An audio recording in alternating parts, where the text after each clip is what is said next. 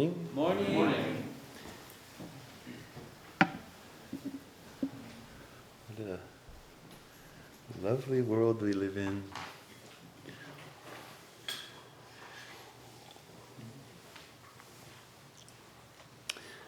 Thank everyone for keeping up with the COVID protocols over the coming weeks. I'm sure things will start to shift as the larger society starts to shift. Here at Buddha Eye, we'll also be making considerations about how we'll work with all of this. But for today, we're in the same place that we've been for a year. I mean, first there was a couple months of different, and then we sort of settled on what we're doing now.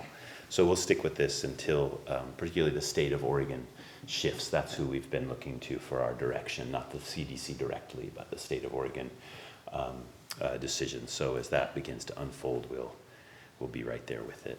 Even though it's really nice not to have a mask on. I apologize. I'd like to speak this morning, continuing from McMullen's inspirational talk last week about lineage and about being squeezed and about resistance and about how we think about resistance and the ways in which resistance is important in practice and meeting the Buddha Dharma. McMullen last week used a couple koans from this collection, The Hidden Lamp, which is a reading group that's starting today that's based on this. If you're interested, Reiko, the leader of that group, said she could have more people there. If you're interested, please look online. There's information about that. Well, one of the koans that McMullen read was an interaction between Jiao Chao, which is one of the most famous ancestors in Zen. You'll see his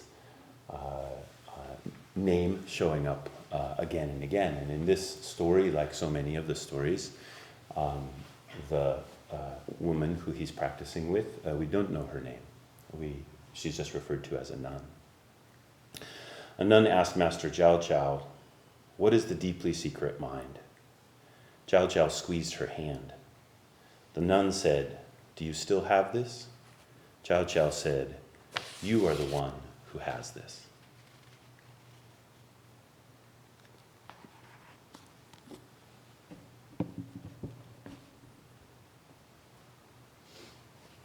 A squeeze of the hand.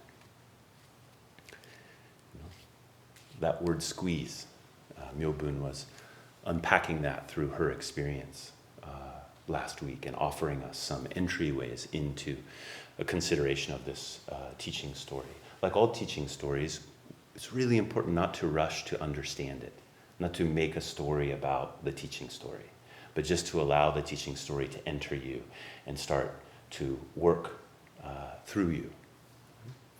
So this squeeze, the feeling of being squeezed, the feeling of encountering something that meets you back. Traditions are like that. They have a form, they have shape, they have people and things and histories that are present. And when you meet the tradition, you meet something. You don't just meet an abstract idea about awakening, for example, in the case of Buddhism. You meet the actuality, something concrete of a tradition. And there's a great freedom in that encounter. But as McMullen was reminding us last week, that freedom doesn't always feel like what we think it will feel like. We have very strong stories about breaking through, very strong feelings about if I had become spiritually accomplished, that it would be like a totally open space. There would be no resistance. That's the way that we tend to envision freedom. That freedom is from having to meet anything and be pushed back by it, but just to be able to, freely move without any kind of hindrance. But there's another way to think about freedom, which isn't the freedom from, but the freedom to. The opportunity that opens up in an encounter. The way that a squeeze is a reminder. The way that a squeeze is a meeting. The way that a squeeze is how we unfold and inquire into something that's deep within us and all around. It's not abstract. It's not about getting away from things, but it's about actualizing the interdependency of things, that we actually rely on each other. You know? Zhao Zhao's completely relying on this nun. He knows it, or at least the story sets him up as being supposed to know it. He squeezes her hand. Do you still have it? Is it yours? No, you have it. For me to have it means you have it.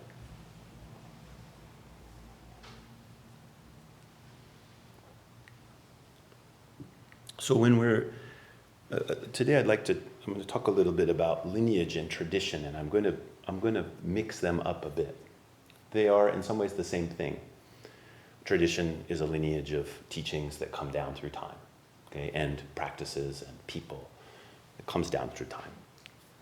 There's also a specific thing in lineage which has to do with the empowerment of who holds the teaching authority for a generation to the next generation to the next generation. So that's a more technical definition of lineage. But also we can think about lineage as a tradition. And I'm going to try to not clearly separate those too much today. And I hope that works. If it doesn't, you'll just be confused and we'll have to keep going, which is part of the deal. I'll be confused too.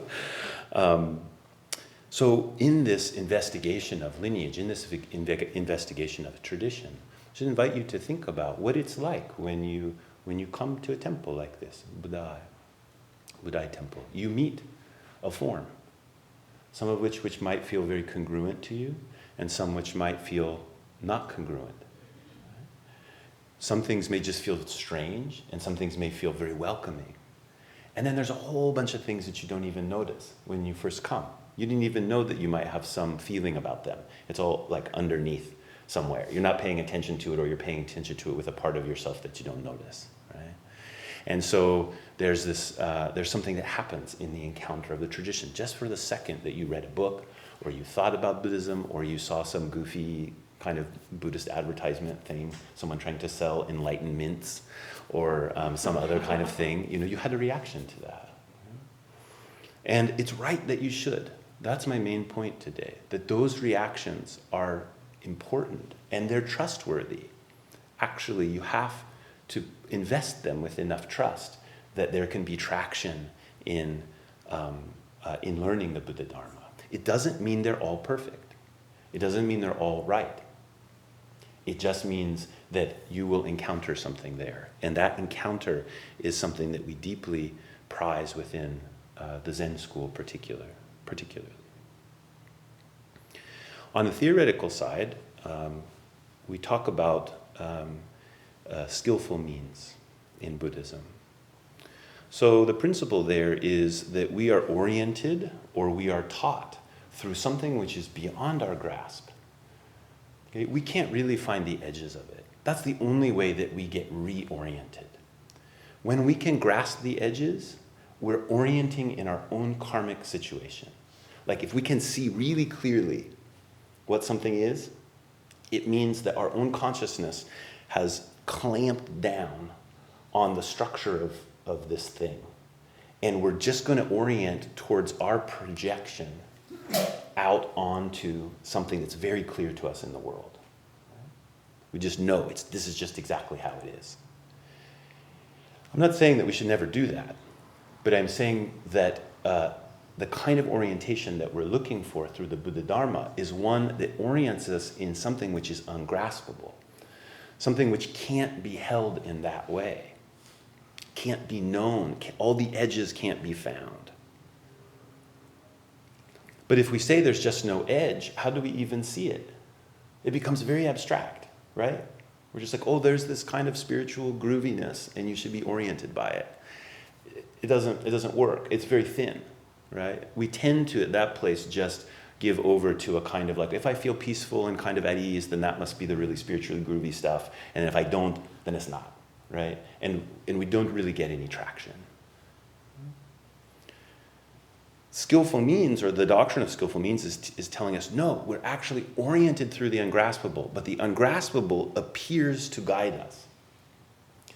Vajrayana Buddha appears to guide us, but appears to us as our friend, as our enemy, as a flower, as our community, as our teacher, as our student. All of these things are skillful means, and they are ungraspable. If you pay attention to anything, you will find that you can't really find the edge of it. That's what it means to pay attention. If you pay attention, you'll see it just keeps going, right? It doesn't mean I can't interact with it. I can't encounter it. In fact, I can encounter. But a true encounter is one in which I don't try to keep the object of my experience all neat and tidy and bundled up in the package, which I'm sure it is, right? Now, this is particularly easy to do with people. Just hang out with them for a few minutes. They won't fit in the box you had for them, if you pay attention. We'll get back to that later. If you're not paying attention, then you put another kind of energy into it, which is just keeping that person in a box. And a lot of problems come from that. So this teaching of skillful means is really, I think it's kind of the miracle of the Buddha Dharma, or it's a doctrine about the miracle of the Buddha Dharma, is what we think. We think the unconditioned, or the unlimited. That's what we want, because we want to be free. We want to break through. But actually, the Buddha shows up as things.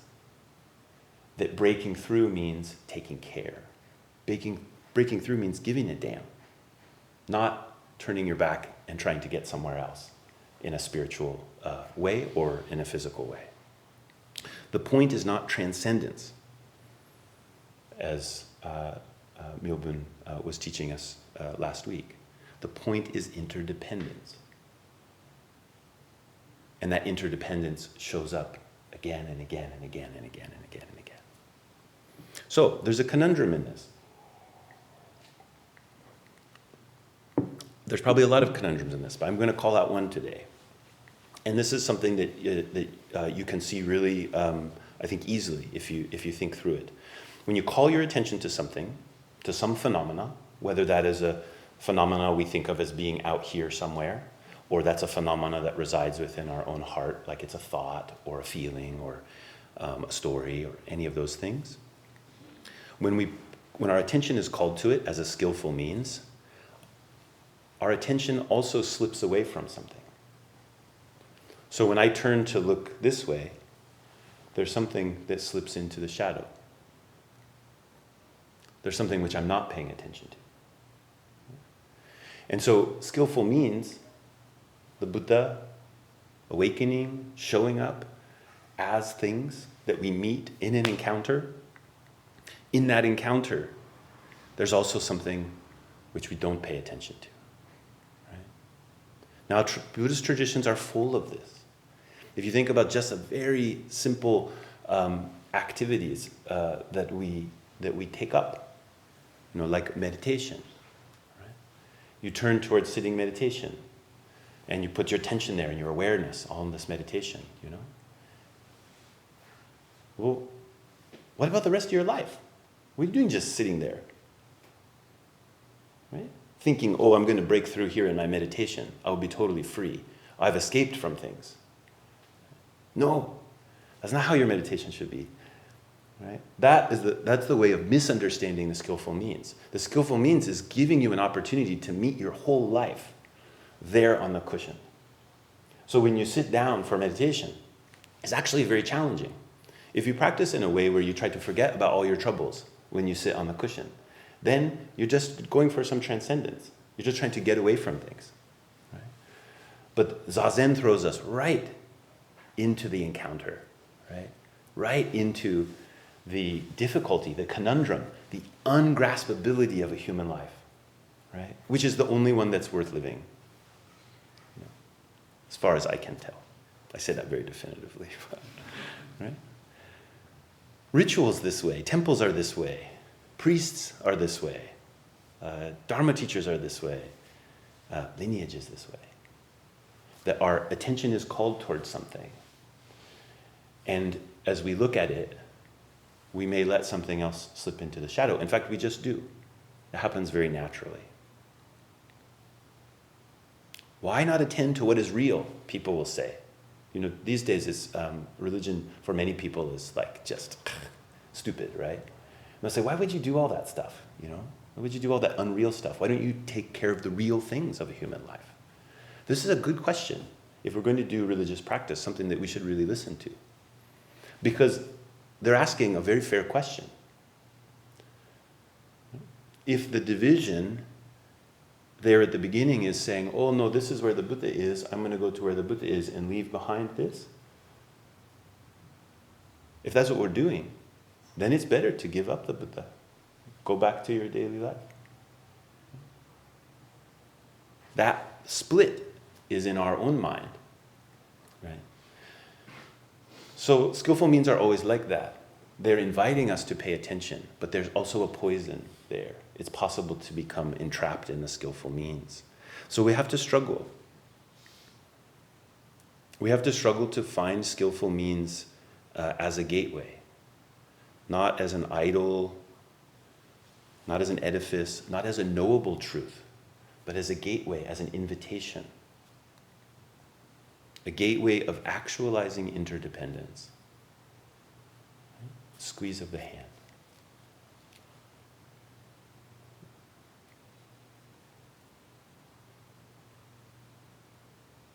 Do we meet something? We encounter. And that's very vulnerable. But that is the actualization of interdependence.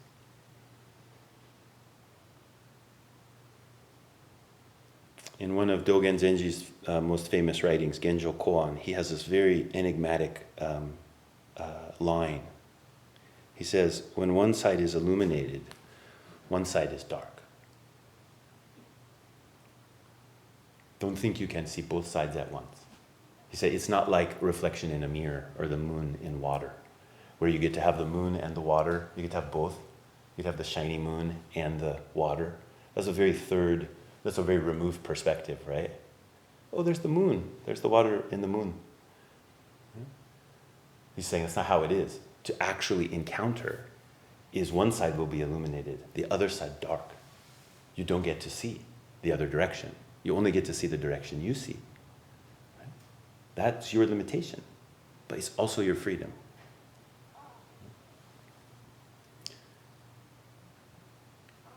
Now, there's something very important to our humanity here.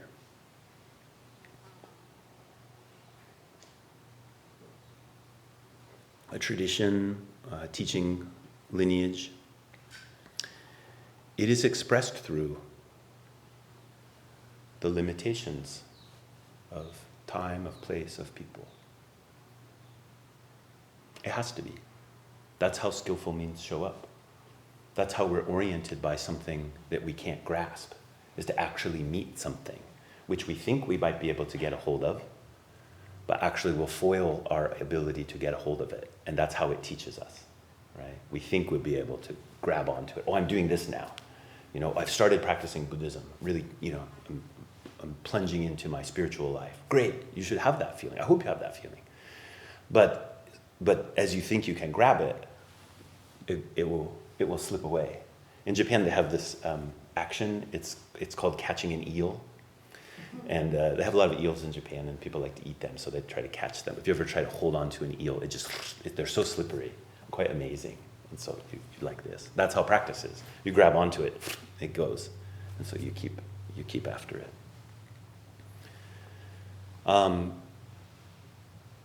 Geography, language, culture, time, material.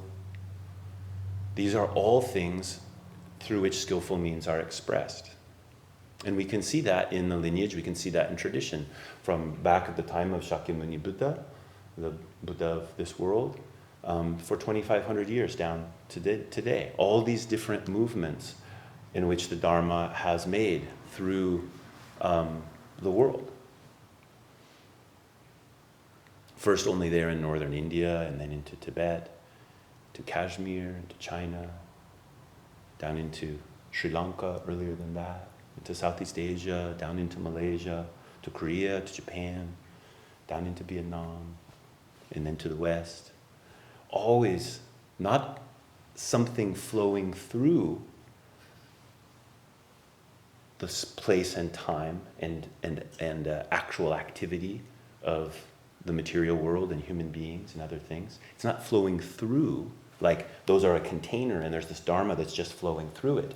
That is the flow. That is the mind which is flowing through and we meet today.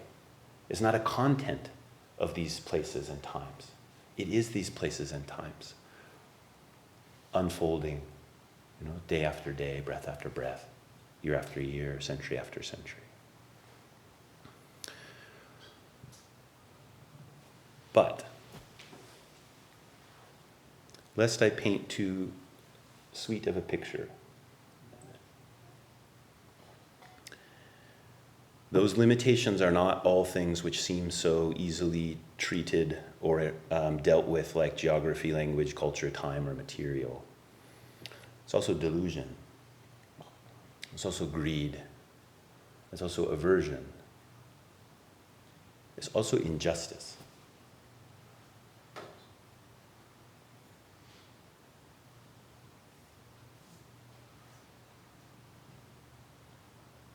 Power can fester in that shadow that I was speaking of. As our attention goes here and something slips into the shadow. The thing slipping into the shadow itself is not necessarily a problem, but our attitude towards it, our attitude also slips into the shadow. And the power dynamics slip there, and we are unaware of them. And the power can fester. And the place that we're looking for, that freedom, where a being and a being know their power through their interdependence, can very easily become a being as a subject, knows another being as an object. And everyone is trapped in that. In that power dynamic, everyone is trapped.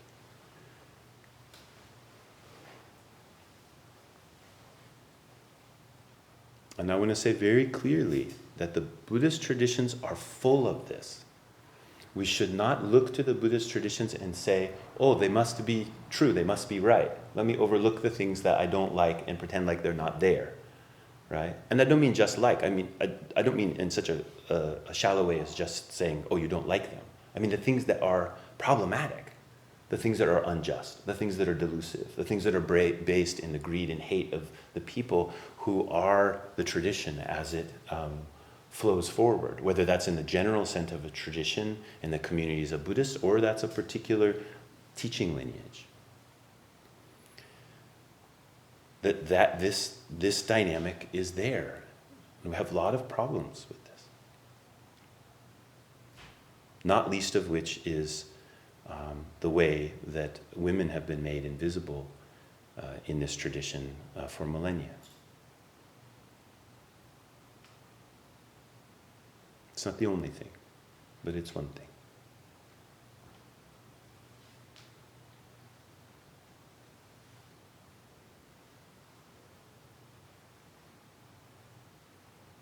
I want to pause here for a moment.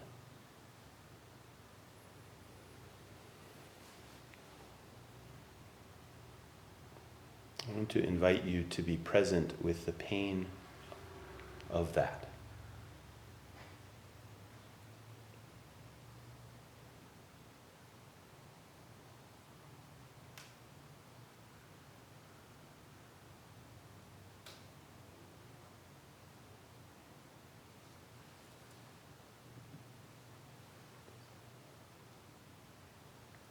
People have been courageously working to uncover this shadow dynamic within our traditions.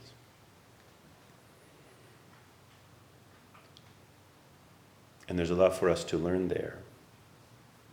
Us, I mean just everyone in general, but I mean Buddha-I Temple, I mean Buddha-I Temple leadership particularly, myself in particular.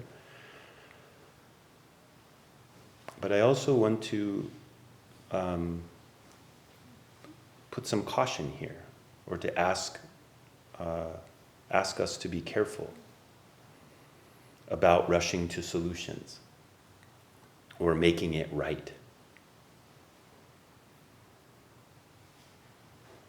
Because through the crafting of a graspable shape that is right, we risk replicating the same karma in a different way. That for the gateway of the skillful means to be possible, it also has to include the lament. It has to include the disappointment. It has to include the ways in which our traditions fail us. I'm not saying that we should excuse the way our traditions fail us. I'm going to be very careful and clear about this. It's not that we should excuse it, but make sure that it's part of the way that we receive the tradition. So that that gateway, okay, the gateway to actualizing our interdependence becomes possible. If we don't deeply hear the pain, if we don't stay present with it, only lean to the side of fixing it, then that gateway doesn't open. And we can't hear each other.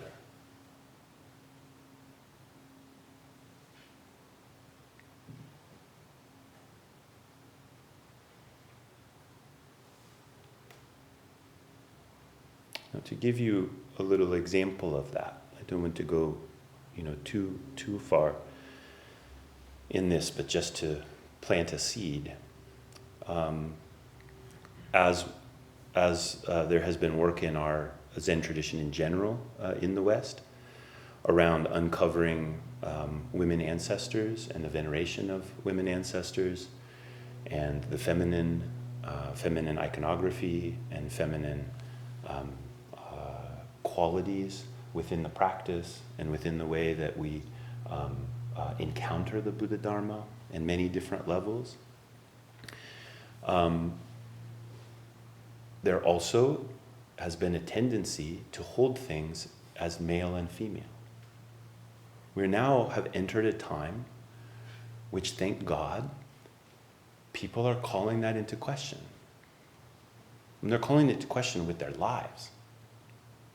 I hope that you have been blessed to know someone who is gender non-conforming or genderqueer in some way. Can we hear that pain? Or do we simply become locked in an idea of male and female and equality between male and female? Again, that work very important. And I don't want us I'm not saying this to undercut that work at all. But I'm saying the listening to pain, the interdependence, the wound that is at the base of all of this, it needs our attention so that our awareness can stay active in caring for what is not graspable, like you, like me,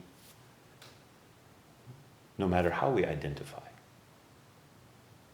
We can't be reduced to that identity label. We can't be essentialized by gender, by race, by class,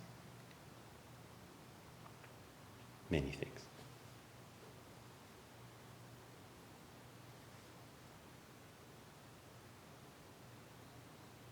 This is so important because that dynamic of what slips into the shadow, it doesn't go away. It's the cost of consciousness. I'll say that again. It's the cost of consciousness. To see something is not to see something. You shine the flashlight into the dark room and you see the stuff that's in the flashlight. And you don't see the other stuff. In fact, the other stuff becomes impossible to even really consider it's there unless you run into it, because the flashlight gives you such a clear image of what it is that you can see. Right? You ever try this if you're out camping? Really encourage you, turn off the flashlight if you can. If you can find a place that feels good for you for that, just turn it off, especially those headlamps. I think those are the worst, because they give you the illusion that wherever you look is brightness, right? Well, that's actually how our consciousness functions. Wherever you look is brightness. So here let's magnify it by putting a light on your head. So wherever you look, how it's magically, that's where the sun is, right? But everything else, disappears. So you turn off your flashlight for a second, something happens. You have to slow down. You have to feel the ground. You have to listen. And so this kind of sensitivity both tells us we need to shine our light in places that we have been unwilling to shine our light. But we also have to be willing sometimes to turn the light off and engage the actuality of shadow very directly. And we can hear things there that we can't hear through the doing of the light. So I want to wholeheartedly encourage you to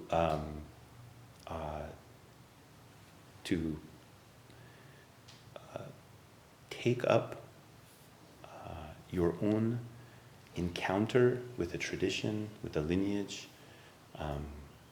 as being important. Whatever the texture of your encounter, whatever the experience of it is, not talk yourself out of different parts or into different parts. Care for that, because it's part of what unlocks this possibility. And as you're doing that, shine your light into the places that have been kept in the dark purposefully through a power dynamic which we've let slip into shadow. Shine your light there. Read the stories of women ancestors. But as you're doing that, also think about all the beings that are not represented there as you're shining your light there. And in that way, our work in bringing about a more just society can be the endless road that it has to be. Because you see, we can't just be shooting for the end place. Because the end place is when you stop paying attention. And the way that the power dynamic doesn't lock down is by being aware, by caring, by loving. Not ephemeral, transcendent love, but the love of actually caring about other beings. I think I will stop there, although I'm sure there's much more to say.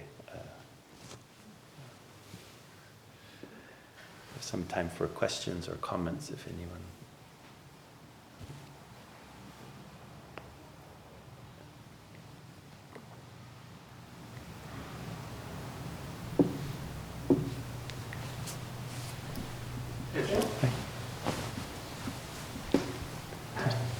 I would like to comment that I just appreciate very much the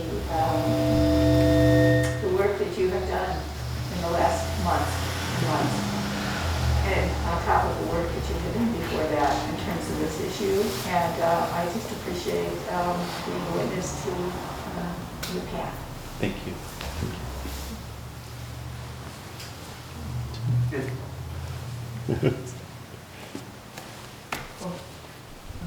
I just wanted to say, when I was thinking of resistance, that I think of it as a medium, and it depends, it isn't something to like or dislike, so it depends on the response. So taking it as an invitation, and when I think of what you're calling skillful means or karma relationship and working in the world and this shadow realm, or this things that are not as pleasant or not as positive, either individually or culturally, then this continual change of attitude, or this opening of your attitude to all of these things, then I find that either Zazen or the way that I come to the not to is a way of holding the whole thing, or holding both sides. So with resistance, I always move back into the not to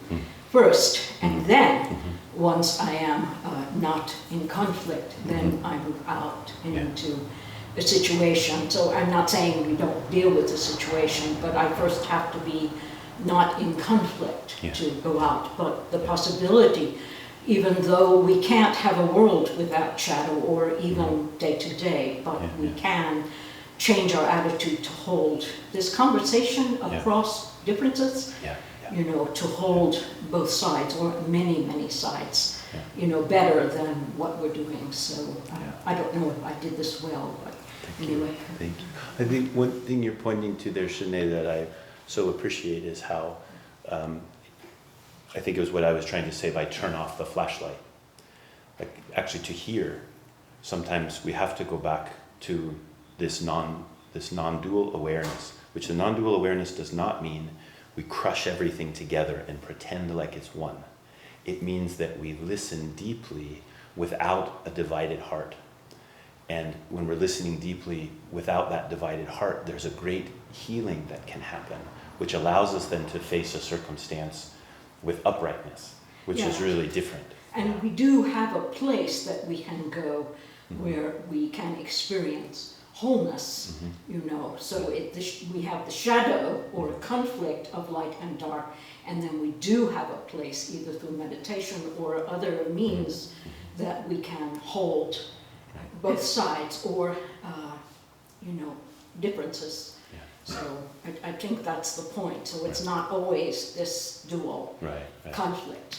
So, and each of us, the more of us who bring our difference or our sense of wholeness to this, because we're all unique, the better the conversation will be, or the more complete the conversation will be. Anyway.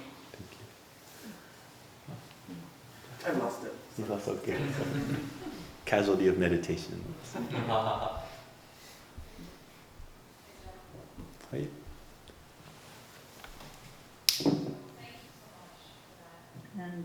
And the comments have just come. Thank you. I'm not sure if I think that the resistance is always this, but often the resistance is what it feels like to bump into stuff in the dark, you know. And it's like, thank goodness that we do just bump into the stuff that's not illuminated.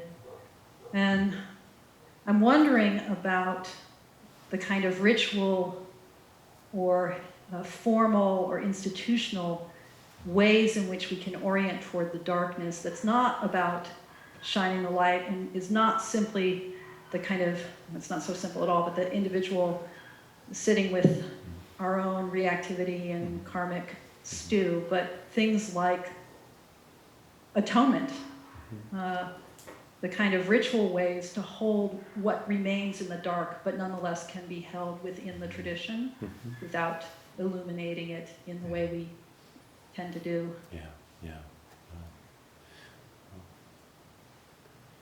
Was that a question?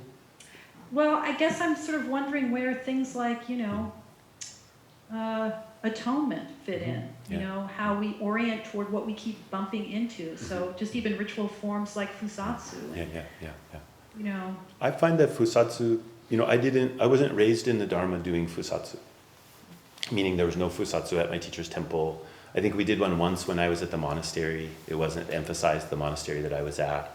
And we took up the practice, must have been 20 years ago or 16 years ago, or somewhere between 15 and 20 years ago here at Buddha Eye.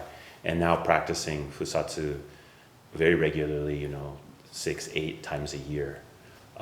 There's a massive effect of just what you're talking about. It's different than identify the problem, apply the solution, move in this direction. It's like again and again being illuminated by the moon. We do the atonement ceremony on the full moon. And every full moon is like a call down into this deep, deep parts of my being, which have all kinds of unskillful elements. And so letting that be illuminated in a way that is about wholeness, not only the activity of making something right, but also the deep at oneness with the unskillful thing. That's where for myself, that's where I find the footing to make a change. That's where I find the footing where something different can grow. You know, how many times have I misused sexuality by objectifying a woman's body?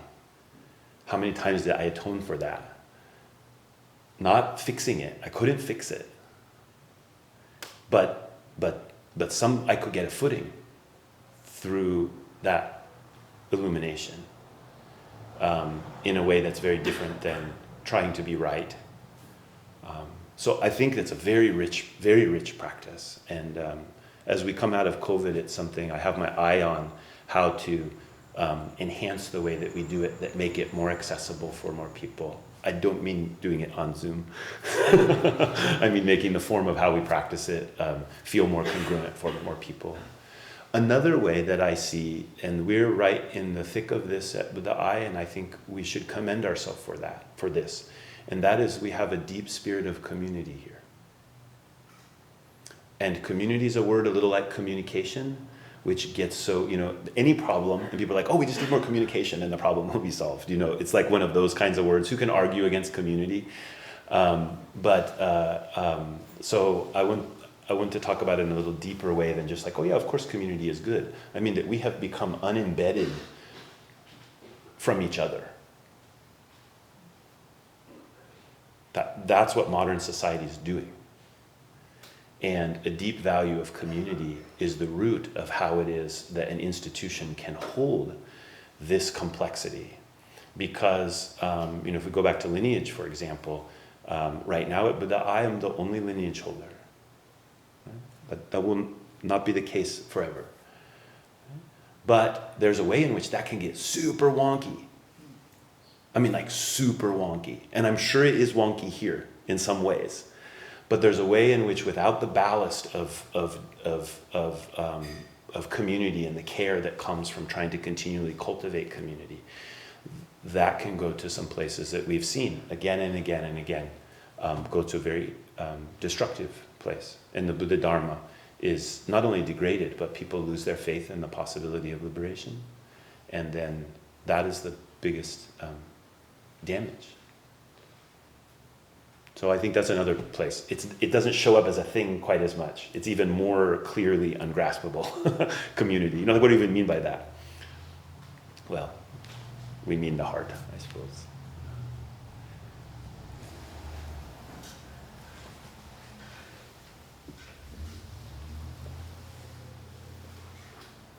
Hey, Joe. Hi.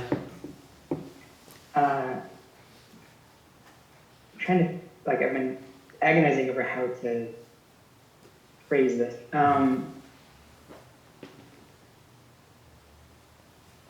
What is it to hold that space of shadow when you turn off the light, when the shadow might be made of fire, but it gives off no light, when it burns, when it is hard, when it is painful? What is it to hold that space when there is this simultaneous kind of reality of trying to open to it, but also trying to push away from it, trying to turn away from it, or being only able to hold it, feeling as though you can only hold it in certain, perhaps with gloved hands, for example, instead of just holding it in your raw fingers?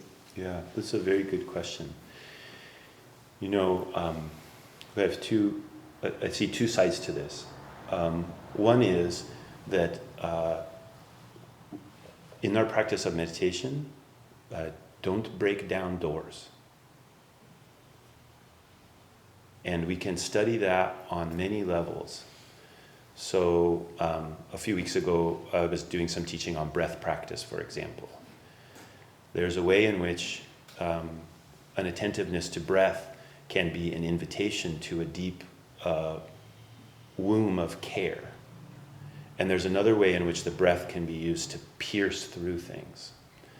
Now there may be a time for you where the piercing through is helpful, but particularly in this situation where we know there's a fire there, the other way of practicing is so important. We practice that way of cultivating an awareness of how it is that we are held, how it is that there is a fullness here in our being, and there is something inside of it that is painful. So that's a little bit like the gloves, but it's not gloves just to keep us away from the thing.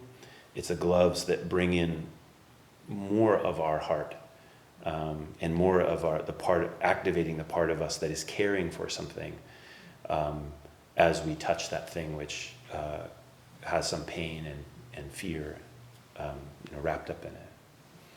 So that's more on the level of like an individual practice. And then I would say the other side is really to put yourself in the place where you can be held. And I mean that by Sangha. We don't do this work alone. That is one of the deepest teachings of lineage. Even Shakyamuni Buddha studied, was held by the tradition and by his teacher. So I think, if we think about the great Buddhist teacher of our day, one of the great Buddhist teachers of our day, Thich Nhat Hanh, and he said, Maitreya Buddha might not be a person. Maitreya Buddha might be a community. That's what I'm talking about. And I think you're finding that here at Buddha Eye, even under these difficult circumstances. But I just encourage you to continue to step in there. This is the opposite of kind of like, Buddha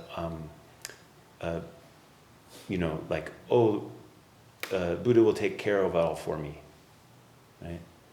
That's how it appears to some people from the outside. If you get really religious, they're like, oh, you're, again, sidestepping your problems. Oh, Buddha will take care of it all for me. It's just the opposite of that. It's actually bringing yourself to community, which is willing to meet you there. And that's where there is the possibility of an unfolding of your own karma, and that fire can be more deeply discovered.